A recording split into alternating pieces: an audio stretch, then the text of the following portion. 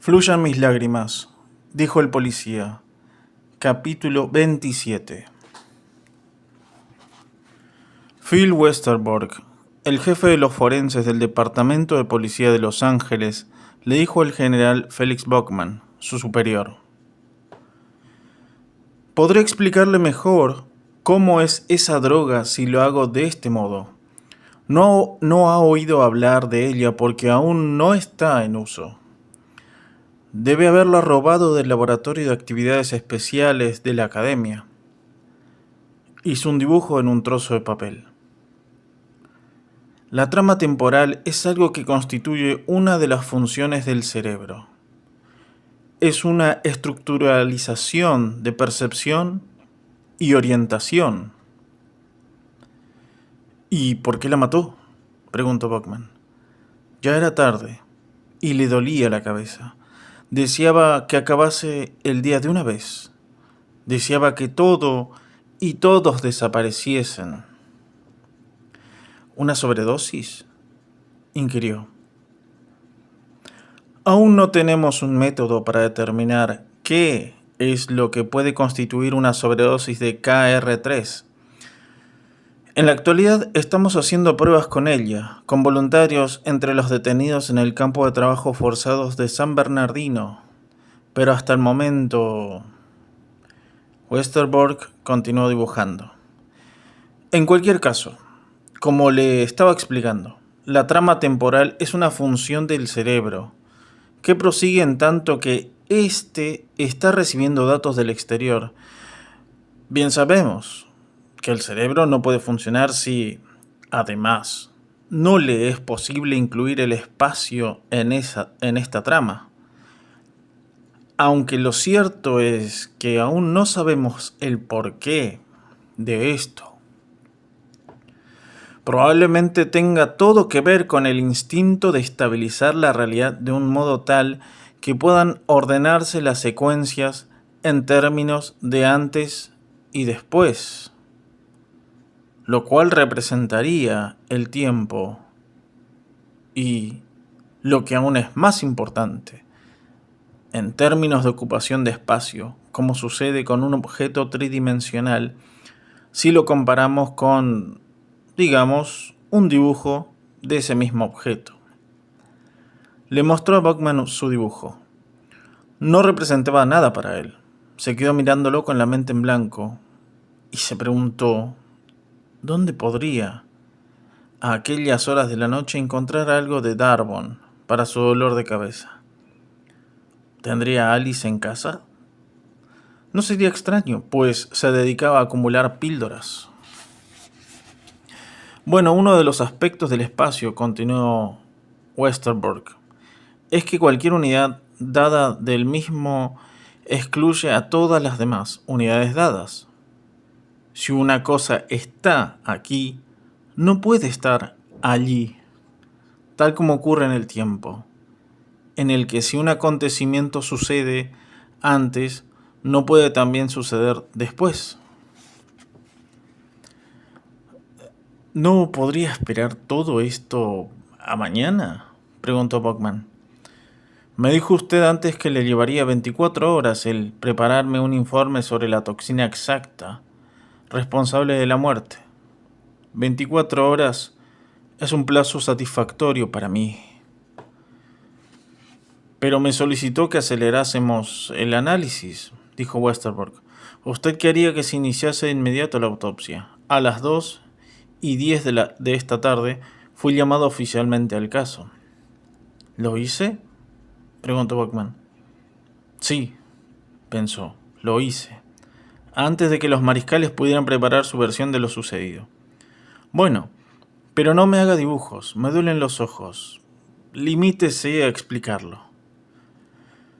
Según hemos aprendido, la exclusividad del espacio es solo una función del cerebro, semejante a cómo éste maneja la percepción. Regula los datos en términos de unidades espaciales, mutuamente restrictivas. Millones de ellas. De hecho, teóricamente, trillones de ellas. Pero en sí mismo, el espacio no es exclusivo. De hecho, el espacio en sí mismo no existe en absoluto. ¿Y qué es lo que significa eso? Westerbork, evitando dibujar, explicó. Una droga como el KR3 elimina la habilidad del cerebro de excluir una unidad del espacio de otra. Así que el aquí, en contra del allí, se pierde cuando el cerebro trata de manejar la percepción. No puede decir si un objeto ha desaparecido o continúa en su sitio. Cuando esto ocurre, el cerebro ya no puede seguir excluyendo los vectores espaciales alternos. Esto abre la totalidad del campo de la variación espacial. El cerebro ya no puede saber qué objetos existen y cuáles son los que solo tienen posibilidades latentes, no espaciales. Así que, como resultado, se abren pasillos espaciales en competencia, pasillos por los que entra el deformado sistema de percepción, de modo que todo un nuevo universo aparece en el cerebro, que cree que se halla en proceso de creación. Ya veo, dijo Bachman, aunque en realidad ni veía ni le importaba. Solo quiero irme a casa, pensó. Eso es muy importante, dijo Westerbork con énfasis. La KR3 es un paso adelante de primera magnitud. Cualquiera que se vea afectado por ella viene obligado a percibir universos irreales, lo quiera o no. Tal como ya he dicho, teóricamente se convierten en reales, de un modo repentino. Trillones de posibilidades. Entra en juego el azar y el sistema de percepción de la persona. Elige una posibilidad de entre todas las que le son presentadas. Tiene que escoger.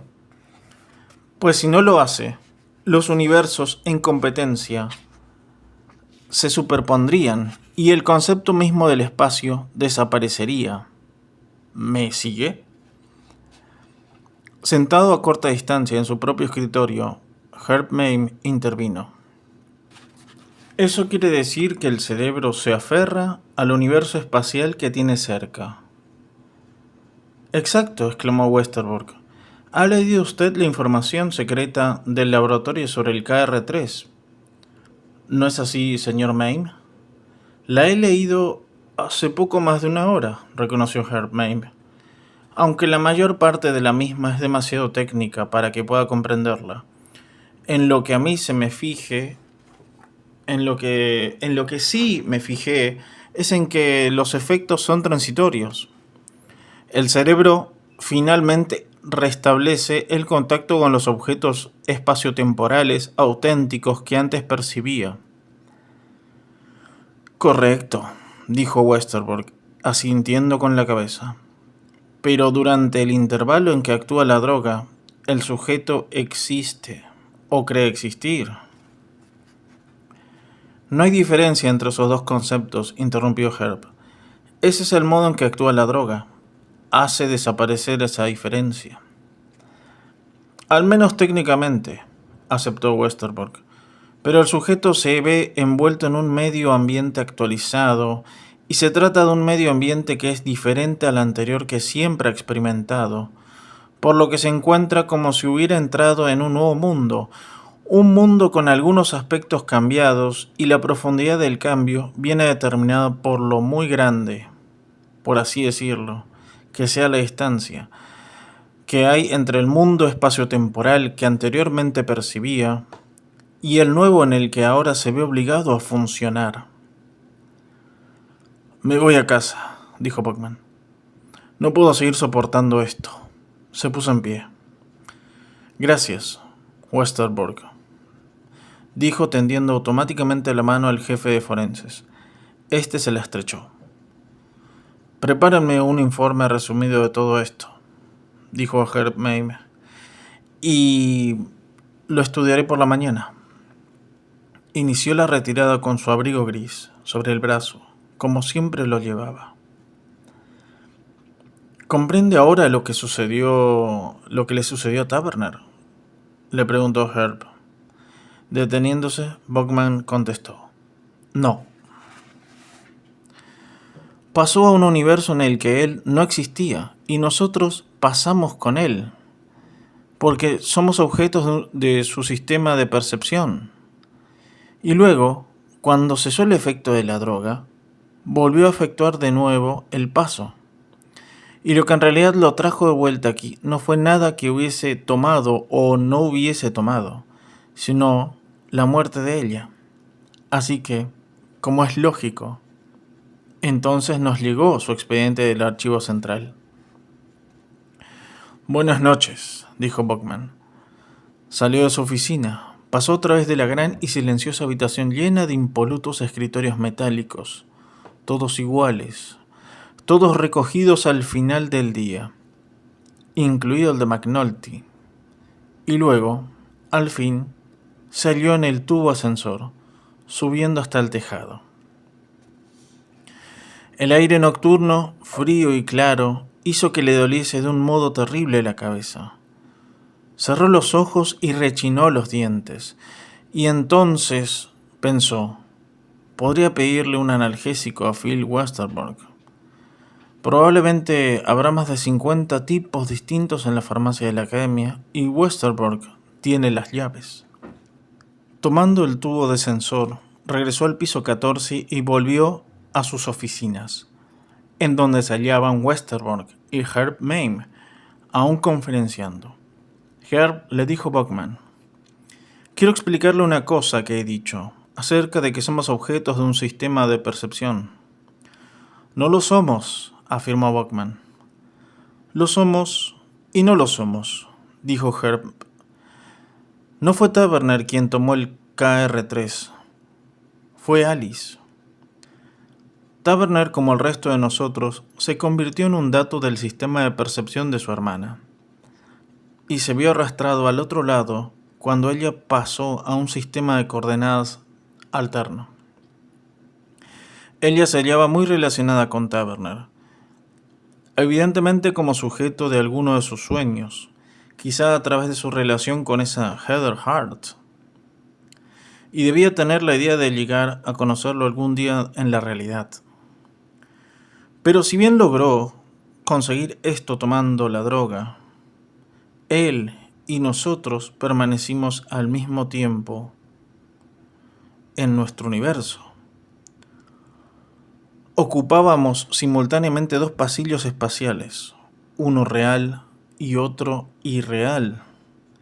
El uno es una cosa cierta, el otro una posibilidad latente, entre otras muchas, espacializada temporalmente por el KR3, pero solo de un modo temporal, por un par de días. Tiempo más que suficiente, indicó Westerbork, para causar los enormes daños físicos al cerebro que hemos descubierto en ella. Señor Buckman, el cerebro de su hermana probablemente no fue destruido por la toxicidad, sino más bien por una alta sobrecarga mantenido. Quizá descubramos que la verdadera causa de su muerte fue un daño irreversible al tejido cortical, una aceleración de la decrepitud normal neurológica, por así decirlo. Su cerebro murió de vejez en un intervalo de 2 días. ¿Podría darme algo de Darbon?, dijo Buckman a Westerbork. La farmacia está cerrada, señaló Westerbork, pero usted tiene la llave. Se supone que no debo usarla cuando no hay un farmacéutico de guardia, explicó Westerbork.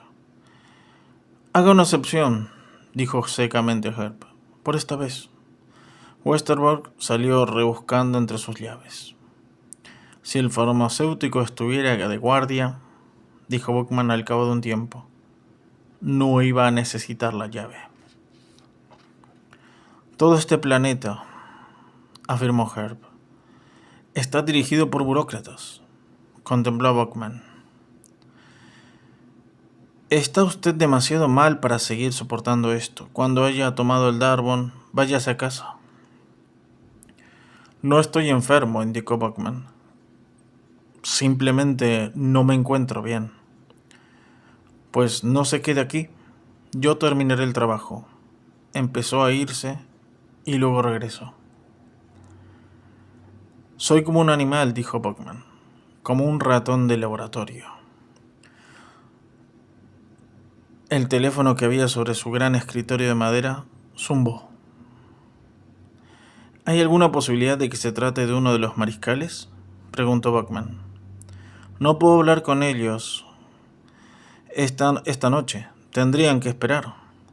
Herb tomó el teléfono y lo acercó a su oído. Luego, tapando el micrófono con la mano, dijo: «Es Taberner. Jason Taberner». «Hablaré con él». Tomó el teléfono de manos de Herb Mayne y dijo: «Hola, Taberner, es muy tarde». Taberner dijo en su oído con voz muy débil: «Quiero entregarme. Estoy en el apartamento de Heather Hart. Estaremos esperando aquí, juntos». «Quiere entregarse», dijo Buckman a Herb Mayne. «Dígale que venga aquí», indicó Herb. «Venga aquí», dijo Buckman por el teléfono. «¿Y por qué quiere entregarse? Sabe que acabaremos por matarle, miserable asesino». «Lo sabe. ¿Por qué no escapa?» «¿A dónde?», gimió Taberner. «A uno de los campos. Váyase a Columbia. Están estabilizados. Tendrán agua y alimentos durante un tiempo». No quiero que sigan persiguiéndome», afirmó Taberner. «El vivir equivale a ser perseguido», graznó Buckman. «De acuerdo, Taberner. Venga y lo detendremos. Traiga a esa mujer, Hart, con usted, para que podamos tomarle declaración». «Soy imbécil», pensó. «Entregarte. Y ya que está dispuesto a hacer cosas, cuélguese de una cuerda, estúpido bastardo». Le temblaba la voz. «Quiero exonerarme». La voz de Taberner creaba débiles ecos en el oído de Buckman. «Cuando aparezca por aquí», afirmó Buckman, «lo mataré con mi propia arma, por resistirse a ser detenido, o por cualquier cosa que se nos ocurra, y algo se nos ocurrirá. Algo». Colgó el teléfono. «Viene aquí a que lo maten», dijo Herb Mayne. «Usted lo eligió», dijo Herb. «Puede soltarlo si lo desea. Aclare su situación. Devuélvalo a sus discos y a su estúpido programa de televisión». «No». Buckman agitó la cabeza. Westerbork apareció con 2 cápsulas rosadas y un vaso de papel lleno de agua.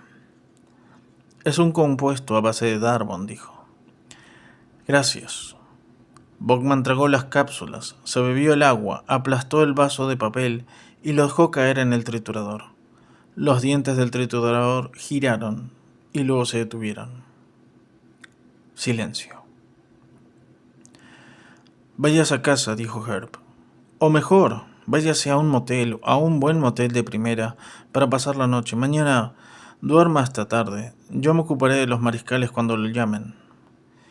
Tengo que recibir a Taberner». «No, no lo haré. Me encargaré yo. O cualquier sargento. Cualquiera puede encargarse de su detención, como la de cualquier otro criminal». «Herb», dijo Buckman, «pienso matar a ese tipo, como he dicho por teléfono». Fue a su escritorio. Abrió con la llave del cajón inferior. Sacó una caja de madera de cedro y la colocó sobre su mesa. Y la abrió y de ella extrajo una pistola tipo Derringer, de un solo tiro y calibre 22. La cargó con una bala de cabeza hueca. Puso el martillo en la primera posición y la mantuvo con el cañón apuntando al techo. Por motivos de seguridad. Puro hábito. «Veamos eso», dijo Herb. Buckman se la pasó. «Fabricada por Colt», explicó. «Colt adquirió las patentes y las matrices. Yo he olvidado cuándo fue eso. Es una buena arma, dijo Herb, sopesándola y equilibrándola en su mano. Una excelente pistola. Se la devolvió. Pero una bala calibre 22 es demasiado pequeña. Tendrá que colocársela exactamente entre ceja y ceja y deberá estar de pie, justo frente a usted. Colocó su mano sobre el hombro de Buckman. Usa un 38 especial, o un 45, dijo. ¿De acuerdo? ¿Lo hará? ¿Sabe de quién era esta pistola? Preguntó Buckman. De Alice. La tenía aquí porque decía que si la tuviera en casa, quizás la usase contra mí en una de nuestras disputas o a última hora de la noche, cuando se sentía deprimida. Pero no es una pistola para mujer. La Derringer hacía pistolas para mujeres, pero esta no era una de ellas. ¿Se la consiguió usted? No, dijo Buckman. La encontró en una tienda de un prestamista en el área de Watts. Pagó por ella $25, y no es mal precio, considerando su estado. Alzó la vista mirando el rostro de Herb. Tenemos que matarlo. Los mariscales me crucificarán si no les colgamos el San Benito, y yo debo mantenerme a mi nivel. Yo me ocuparé de eso, dijo Herb. De acuerdo. Buckman asintió con la cabeza. Me iré a casa. Colocó de nuevo la pistola en su caja, sobre el almohadillo de terciopelo rojo. Cerró la caja y luego la abrió de nuevo y sacó la bala calibre 22 de la recámara. Herb y Phil Westerbork lo contemplaban. En este modelo el arma se abre hacia un lado, les explicó. Es poco corriente. Será mejor que haga que lo lleven a casa de un coche oficial, dijo Herb. Tal como se encuentra, y habiendo pasado lo que ha pasado, ¿no debería conducir? Puedo conducir, dijo Buckman. Siempre puedo conducir. Lo que no puedo hacer de un modo adecuado es matar con un calibre 22 a un hombre que se halle de pie justo delante de mí. Alguien tiene que hacerlo. Buenas noches, dijo Herb, con voz tranquila. Buenas noches. Buckman los dejó y atravesó las diversas oficinas, los desiertos pasillos y las salas de la academia hasta llegar de nuevo al tubo ascensor. El Darbon había comenzado ya a disminuir el dolor de la cabeza. Por fortuna, ahora puedo respirar el aire nocturno, pensó, sin que me duela. La puerta del tubo ascensor se deslizó, abriéndose. Allá estaba Jason Taverner y con él una mujer atractiva. Ambos parecían pálidos y aterrados. Dos personas altas, bien parecidas y nerviosas. Era obvio que eran seises derrotados. Quedan ustedes arrestados por la policía, dijo Buckman. Oigan cuáles son sus derechos. Cualquier cosa que digan puede ser usada en contra suya. Tienen el derecho de consultar con un abogado y, si no pueden permitirse ese gasto, les será asignado uno de oficio. Tienen derecho a ser juzgados por un jurado o pueden renunciar a este derecho y ser juzgados por un juez nombrado por la Academia de Policía y Condado de Los Ángeles. ¿Han entendido lo que les he dicho? He venido aquí para aclararlo todo, dijo Jason Taverner. Mi equipo se ocupará de tomar sus declaraciones, informó Buckman. Vayan a las oficinas de color azul que hay allí, donde le llevaron a usted la otra vez. Señaló con un dedo. ¿Ven a ese señor? ¿Al que va vestido de chaqueta normal y una corbata amarilla? ¿Podré aclarar la situación?, preguntó Jason Taverner. Admito que me hallaba en la casa cuando murió, pero no tuve nada que ver con eso. Subí al piso y me la encontré en el cuarto de baño. Ahí había ido a buscarme algo de toracina para contrarrestar la mescalina que me había dado. La vio en forma de esqueleto, dijo la mujer, que evidentemente era Heather Hart. Fue a causa de la mescalina. No podría salvarse en base a que estaba bajo la influencia de un poderoso producto químico alucinógeno. ¿No lo exonera eso legalmente? No tenía control alguno sobre lo que hacía, y yo no tuve nada que ver con todo el asunto. Ni siquiera sabía que estaba muerta hasta que leí el periódico de esa noche. En algunos estados, esto le exoneraría, dijo Buckman. Pero no aquí, comprendió la mujer. Saliendo de su oficina, Herb Mayne se hizo cargo de la situación. Yo efectuaré su arresto y les tomaré declaración. Señor Buckman, dijo, usted váyase a casa tal como acordamos. Gracias, dijo Buckman. ¿Dónde está mi abrigo? Miró a su alrededor buscándolo. Dios, qué frío hace, exclamó. Por la noche apagan la calefacción, explicó a Taberner y a la mujer. Lo lamento. Buenas noches, dijo Herb. Buckman entró en el tubo ascensor y apretó el botón que cerraba la puerta. Seguía sin tener su abrigo. Quizá debiera tomar un coche oficial, se dijo a sí mismo.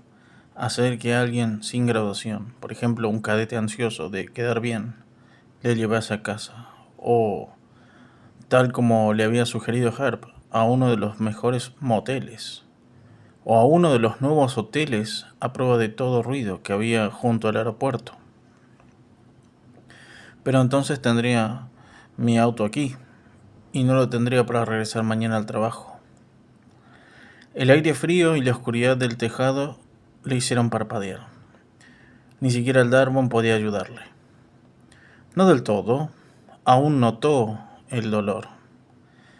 Abrió la puerta de su auto, se metió adentro y la cerró. Hace más frío aquí dentro que fuera, pensó. Jesús. Puso en marcha el motor y conectó la calefacción. De las rejillas del suelo sopló hacia él un viento helado. Comenzó a temblar. Me encontraré mejor cuando llegue a casa, pensó, mirando su reloj de pulsera. Vio que eran las 2:30. No me extraña que haga tanto frío. ¿Por qué he elegido a Taberner?, se preguntó. De un planeta de 6.000 millones de personas. He tenido que elegir a un hombre que jamás ha hecho daño a nadie, ni hizo nunca nada excepto llamar la atención de las autoridades hacia su expediente. Esto es exactamente, se dio cuenta, Jason Taberner dejó que nos fijásemos en él. Y tal como dicen, una vez que las autoridades se fijan en uno, jamás lo olvidan del todo. Pero yo puedo dejarlo libre, tal como me ha indicado Herb. No, de nuevo, tenía que ser no. La suerte estaba echada desde el principio, antes de que ninguno de nosotros tuviese que ver en este asunto. Taberner pensó, estabas condenado desde el principio, desde que empezaste a actuar. Todos tenemos un papel, pensó Buckman. Ocupamos nuestros puestos. Algunos importantes, otros no. Algunos vulgares, otros extraños. Algunos raros e inusitados. Algunos visibles, otros nebulosos o invisibles. El papel de Jason Taberner había sido, al final, importante y visible. Y fue al final cuando tuvo que tomarse una decisión. Si hubiera podido seguir tal como empezó, un hombrecillo sin importancia, desprovisto de las tarjetas de identidad adecuadas, que vivía en un hotelucho sucio y destartalado. Si hubiera seguido así, quizá hubiera podido escapar. O en el peor de los casos, acabar en un campo de trabajos forzados. Pero Taberner no quiso hacer tal cosa. Algún deseo irracional nacido de su interior le había de hecho desear ser visible, ser conocido. De acuerdo, Jason Taverner, pensó Buckman.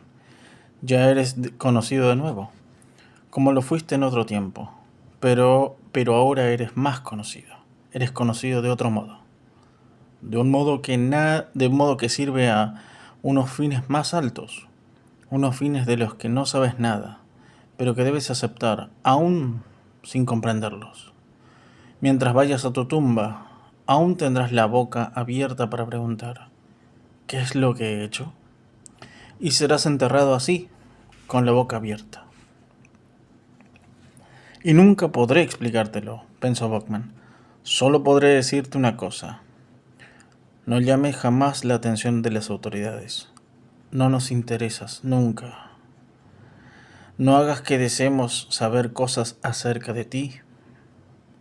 Algún día quizá sea hecha pública tu historia, el ritual y modo de tu caída. En algún remoto futuro, cuando ya no importe. Cuando no haya más campos de trabajo forzados, ni más campos rodeados por anillos de policías, armados con subfusiles de fuego rápido y llevando puestas mascarillas antigás que les hacen parecerse a grandes animales herbívoros, de enormes hocicos y ojos, a un tipo de animalejo dañino. Algún día quizá haya una investigación post-daño, que en realidad no hiciste otra cosa más que conseguir que nos fijésemos en ti. La verdad real y definitiva es que a pesar de tu fama y de la gran cantidad de seguidores que tienes entre el público, tú eres utilizable. Pensó. Y yo no. Esa es la diferencia que existe entre nosotros dos. Por consiguiente, tú debes desaparecer y yo permanecer. Su vehículo flotaba, subiendo hacia las estrellas nocturnas, y él canturreaba en silencio, tratando de mirar hacia adelante, de ver más allá en el tiempo, hacia el mundo de su hogar, de la música y del pensamiento y del amor, de los libros, de las cajas de rapé muy adornadas y de los sellos raros, hacia el ocultarse, por un momento, del viento que soplaba sobre él mientras viajaba, un punto casi perdido en la noche. Hay una belleza que jamás se perderá, declaró para sí mismo. Yo la mantendré, pues soy uno de aquellos que la aman, y yo permanezco. Y eso, a fin de cuentas, es lo único que importa. Una voz baja en voz baja siguió canturreando para sí mismo, y al fin notó un poco de calor cuando, tras un rato de calefacción tipo estándar de los autos de la policía que estaba instalada bajo sus pies, comenzó a funcionar. Algo goteó de su nariz a la tela de su chaqueta. «Dios mío», pensó, horrorizado. «¿Estoy llorando de nuevo?» Alzó la mano y se secó aquella humedad grasienta que tenía en los ojos. «¿Por quién?», se preguntó a sí mismo. «¿Por Alice? ¿Por Taverner? ¿Por Hart? ¿O por todos ellos?» «No», pensó. «Es un reflejo, causado por la fatiga y la preocupación. No significa nada». «¿Por qué llora un hombre?», se preguntó. «No es lo mismo cuando llora una mujer, no es por lo mismo, no es por sentimientos. Un hombre llora por la pérdida de algo vivo. Un hombre puede llorar por un animal enfermo que sabe que no va a sobrevivir, o por la muerte de un niño. Un hombre puede llorar por eso, pero no porque las cosas sean tristes». Un hombre, pensó, no llora por el futuro o por el pasado, sino por el presente. ¿Y cuál es el presente ahora? Están deteniendo a Jason Taverner, allí en el edificio de la Academia de la Policía, y él les está contando su historia. Como cualquier otro, tiene algo que relatar, unas palabras que dejan bien clara su falta de culpabilidad. Y mientras, yo estoy volando en este aparato. Jason Taverner está en este mismo instante haciendo eso.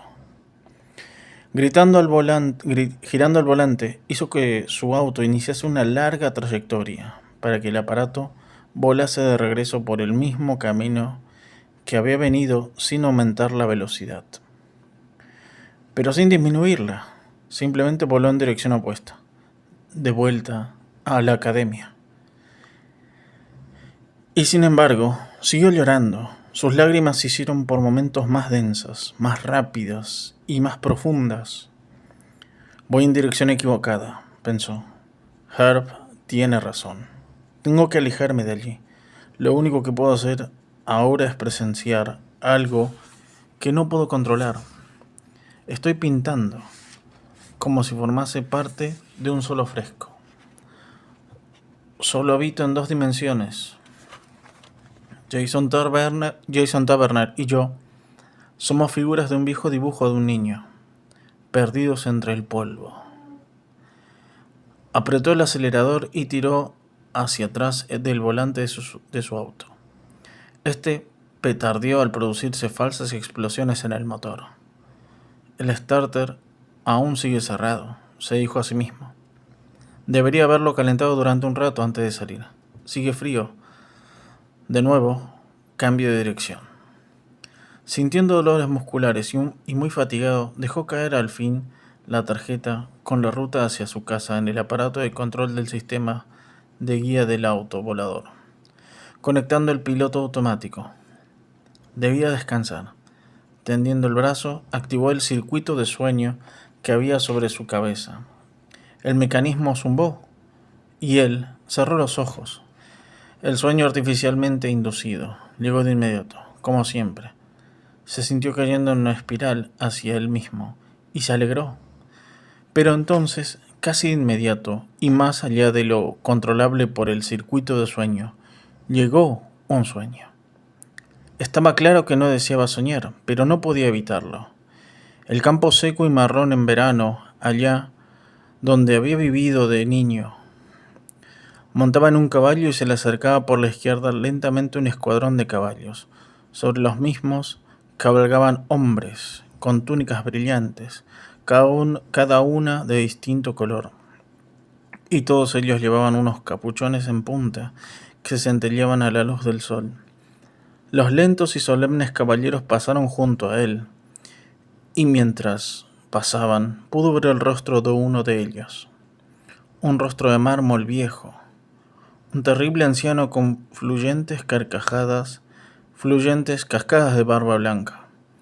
Qué nariz tan dominante tenía, qué facciones tan nobles, tan cansado, tan serio, tan más allá de los hombres vulgares. Era evidente que era un rey. Felix Bogman los dejó pasar. No le hablaron y él no les dijo nada. Juntos todos ellos iban hacia la casa de la que él había salido. Un hombre se había encerrado dentro de aquella casa, un solo hombre, Jason Taverner, que se hallaba en silencio y la oscuridad, sin ventanas, solo consigo mismo, desde ahora a toda la eternidad, sentado, simplemente existiendo, inerte. Felix Bogman siguió su camino, yendo hacia el campo abierto, y entonces oyó tras él un único y aterrador alarido. Iban a matar a Taverner. Y viéndoles entrar, notándoles en las sombras que lo rodeaban, sabiendo que lo que pensaban hacer con él, Taverner había lanzado un alarido. En su interior, Felix Bogman notaba una pena absoluta y horriblemente desoladora. Pero en el sueño no regresaba ni miraba hacia atrás. No podía hacer nada. Nadie hubiera podido detener a aquel grupo de hombres de túnicas variopintas que iban a llevar a cabo un linchamiento. Hubiera resultado imposible decirles que no. En cualquier caso, todo había terminado. Taverner estaba muerto. Su cerebro desorientado y tambaleante logró lanzar una señal a través de los diminutos electrodos hacia el circuito de sueño. Se abrió un limitador de voltaje y una tonalidad fuerte y molesta despertó a Bachman del sueño y de su sueño. Dios, pensó y se estremeció. Qué frío hacía, qué vacío y solo se encontraba. El enorme y sollozante dolor que tenía dentro, que le había quedado del sueño, correteaba por su pecho, aún perturbándole. Tengo que aterrizar, se dijo. Ver a alguien, hablar con alguien. No puedo permanecer solo. Si pudiera, aunque solo fuera por un segundo.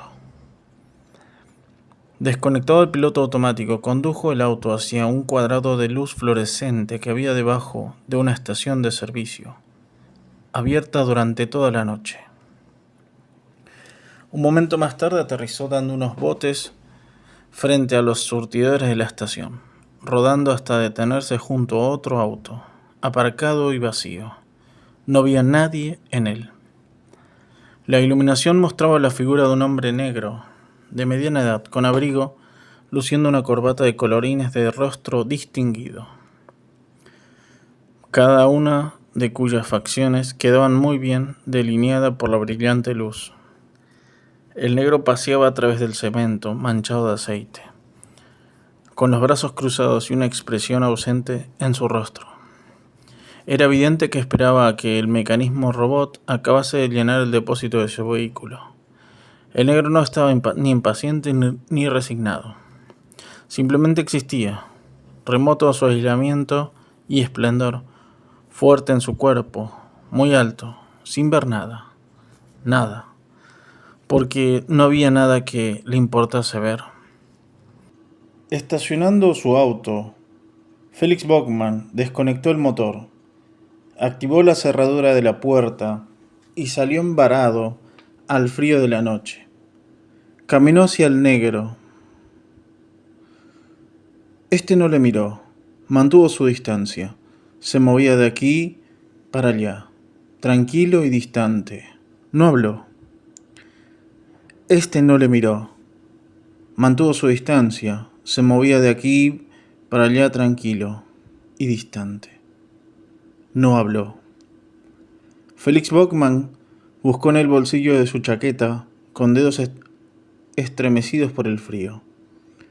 Halló su bolígrafo, lo sacó, tanteó sus bolsillos, buscando un trozo de papel, de cualquier papel, hasta hallar una hoja de un bloc de memorándums.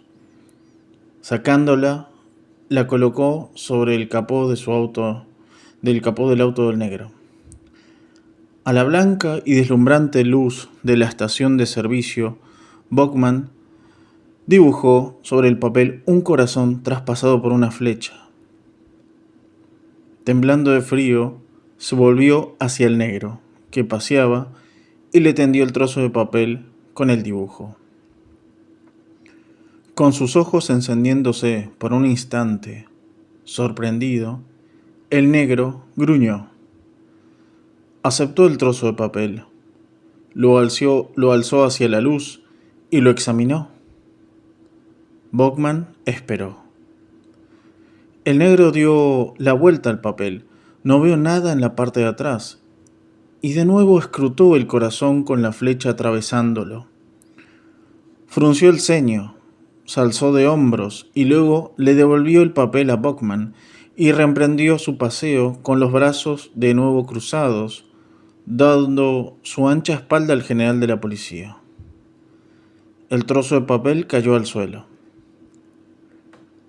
En silencio, Felix Bachman regresó a su propio auto, alzó la puerta para abrirla y se metió tras el volante. Conectó el motor, cerró la puerta de un golpe y voló hacia el cielo nocturno con sus luces de advertencia de ascensión, destallando en color rojo por delante y detrás suyo. Luego se apagaron automáticamente y siguió la línea del horizonte sin pensar en nada. Las lágrimas aparecieron de nuevo. De repente, dio un giro al volante. El auto se encabritó de modo violento, cabeció y se deslizó lateralmente en una trayectoria de descenso. Momentos después planeó de nuevo hasta detenerse bajo la deslumbrante luz. Junto al auto aparcado y vacío, el negro que paseaba y los surtidores de combustible. Bachman apretó los frenos, apagó el motor y salió crujiéndole todos los huesos. El negro le estaba mirando. Bachman caminó hacia el negro. El negro no retrocedió, se quedó donde estaba. Bachman llegó hasta él, abrió los brazos y agarró al negro, rodeándolo con ellos y dándole un fuerte abrazo. El negro gruñó, sorprendido y alucinado. Ninguno de los dos dijo nada. Se quedaron así por un instante, y luego Bachman soltó al negro, se giró y caminó tembloroso de negro a su auto. «Espere», dijo el negro. Bachman se volvió. Dudando, el negro permaneció en pie, tembloroso, y luego dijo: «¿Sabe cómo ir a esta aventura? ¿Es por la ruta aérea 30? Esperó. Bachman no dijo nada. «Está a unos 80 kilómetros al norte de aquí», insistió el negro, y Bachman siguió sin decirle nada. «¿Tiene usted un mapa de esta zona?», preguntó el negro. «No», dijo Bachman, «lo lamento». «Lo preguntaré en la gasolinera», dijo el negro, y sonrió un poco, como un borrego. «Ha sido agradable el haberle conocido. ¿Cuál es su nombre?». El negro esperó un largo rato. «¿No quiere decírmelo?». «No tengo nombre», confesó Bachman, «al menos por ahora». En realidad, no podía soportar el pensar en su nombre en aquel momento. ¿Tiene usted algún tipo de cargo público? ¿Le han encargado de recibir a la gente? ¿No será usted de la Cámara de Comercio de Los Ángeles? He tenido tratos con ellos y son muy buena gente. No, dijo Bachman, no soy un individuo cualquiera como usted. Bueno, pues yo tengo un nombre, dijo el negro. Buscó en el interior de su bolsillo y sacó un pequeño y rígida tarjeta. Se la atendió Bachman. «Me llamo Montgomery Hopkins. Mire mi tarjeta. ¿No le parece un bello trabajo de impresión? Me gustan las letras en relieve. Me costaron $50 el millar. Y eso que me hicieron un precio especial porque se trata de una oferta introductora que jamás será repetida». La tarjeta llevaba unas grandes letras negras en relieve. «Fabrico auriculares de transmisión biológica del tipo analógico. No muy caros. Se venden al detalle por menos de $100. Venga a visitarme», dijo Bachman. «Telefonéeme», dijo el negro. Lenta y firmemente, pero también con la voz un poco demasiado alta, prosiguió. «Estos sitios, estas estaciones de servicio automáticas que funcionan a monedas, son tan deprimentes a estas horas de la noche. En otro momento y otro lugar podremos hablar más, en un sitio más amistoso. Entiendo cómo se siente usted. Cuando a uno le pasan cosas así en lugares como este, se siente realmente mal. Muchas veces lleno el depósito, camino de casa cuando vuelvo de la fábrica, para así tener que detenerme a última hora. Tengo que salir a hacer muchas visitas nocturnas por diversas razones. Sí, veo que está usted muy alicaído. Ya sabe, deprimido. Es por eso por lo que porque me entrego esa nota que me temo no comprendí en aquel momento, pero que ahora sí entiendo. Y por lo que luego quiso abrazarme, ya sabe, como hacía antes, como haría un niño. Yo he tenido también este tipo de ideas, o mejor llamémosle impulso, de vez en cuando a lo largo de mi vida. Ahora tengo 47 años. Le entiendo. Uno desea seguir siendo como uno es a altas horas de la noche, especialmente cuando esta es irrazonablemente fría, como lo es ahora mismo. Sí, estoy totalmente de acuerdo y sé que ahora no sabe exactamente qué decir, porque hizo algo de repente, llevado por un impulso irracional y sin pensar en cuáles podrían ser las consecuencias finales. Pero no se preocupe, le entiendo. No tiene por qué preocuparse en lo más mínimo. Puede venir a verme. Le gustará mi casa. Es muy alegre. Podrá conocer a mi esposa y a nuestros hijos. Tenemos 3 en total. Lo haré, dijo Bachman. Guardaré su tarjeta. Sacó su cartera y metió dentro de la tarjeta. Muchas gracias. Veo que mi auto ya está a punto, dijo el negro. También estaba bajo de aceite. Dudó. Comenzó a marcharse y luego regresó y tendió su mano. Bachman la estrechó por un instante. Adiós, dijo el negro. Bachman lo contempló irse. El negro pagó la estación de servicio. Se metió en su algo destartalado auto, lo puso en marcha y despegó hacia la oscuridad. Mientras pasaba sobre Bachman, el negro alzó la mano derecha del volante y la agitó en un saludo. Buenas noches, pensó Bachman, mientras le devolvía en silencio el saludo con sus dedos entumecidos por el frío. Luego volvió a entrar en su propio auto. Dudó, sintiéndose atontado. Esperó y luego, no viendo nada, cerró de modo brusco su puerta y puso en marcha el motor. Un momento más tarde, había llegado al cielo. Fluyan mis lágrimas, pensó. La primera composición de música abstracta jamás escrita. John Dowland, en su segundo libro para laúd de 1600. Lo tocaré en ese enorme tocadiscos cuadrofónicos nuevo que tengo, cuando llegue a casa, en donde me aguarda el recuerdo de Alice y de todos los demás, en donde haya una sinfonía y un fuego, y todo esté cálido. Iré a buscar a mi niñito. Mañana a primera hora volaré hasta Florida y recogeré a Barney. De ahora en adelante lo tendré conmigo, los dos juntos, sin importarme cuáles sean las consecuencias. Pero ya no hay ninguna consecuencia. Todo ha terminado. Todo es seguro para siempre. Su auto se arrastró por el cielo nocturno, como si fuera algún insecto herido, medio disuelto, llevándole a su casa.